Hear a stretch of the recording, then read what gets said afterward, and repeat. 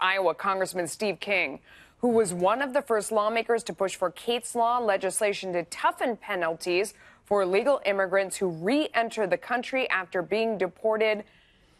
I mean, there is so much outrage over this case, but listening to that guest talking to Neil Cavuto, the official who said, make no mistake, we will deport him, that doesn't offer any solace to any Americans because he's been deported before all this happened. Well, it looks a bit like it'd be a sixth deportation, and if we deported Zarate to Mexico, he's likely to get back into America before we can build the wall to keep him out. And I think he's going to go to prison for a little while. I hope that's the case when this warrant is served and they bring charges against him that emanate out of Texas.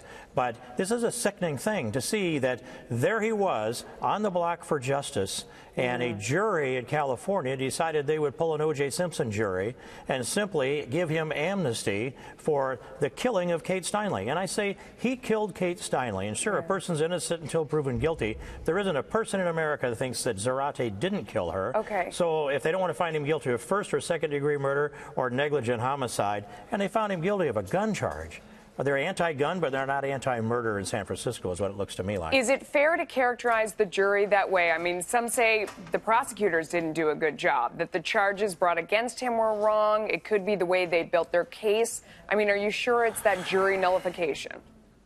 Well, I would say this, that if you're going down to the streets of San Francisco and round up 12 peers of Zarate, you're going to end up with 11 leftists. And I think there's another factor here, and I'm speculating, I admit, but there's a resentment factor that exists in San Francisco and in all of California. They say we are the sanctuary cities. We are the sanctuary state. Jerry Brown signed sanctuary legislation. They're anti-Trump.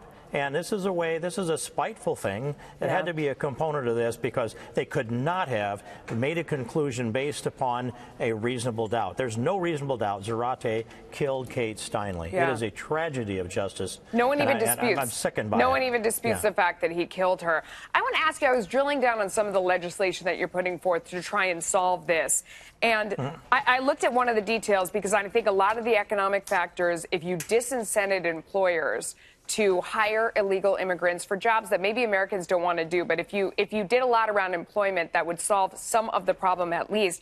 You talk about that you want to make the wages and benefits paid to illegal immigrants non-deductible for federal tax purposes. I mean, I almost threw up when I read that. I didn't realize you could deduct on your federal taxes wages that you paid to someone who was here illegally. You're not supposed to hire and pay someone who's here illegally. How can you right now deduct that on your taxes? Melissa, I am so grateful that you brought this up. It is a bill that I've had here for 6 or 8 or 10 years in this Congress. But the practice is that the IRS allows deductions. They won't check to see if you're hiring illegals. The Social Security Administration was stopped under Obama sending out no-match letters, so hundreds of people can use the same Social Security number and be false illegal employees operating under that identification. And the Department of Homeland Security is not cooperating or communicating with the IRS or the Social Security Administration. This bill that I introduced, and I offered it as an amendment to H.R. 1, this tax bill that's being debated right over my shoulder right now as I stand here in this Capitol building, is a $254 billion pay-for that says you can't deduct your wages paid to illegals, but if you're an employer and you use E-Verify, then you get safe harbor. And nothing could be more fair, more open, more honest. And by the way, who do they respect more about enforcing the law than the IRS? Everybody respects the IRS. It makes all kinds of economic sense. I don't see the cost to it. And when you raised it as a tax issue, it seemed like we're talking about taxes right now. It could have been slapped on there.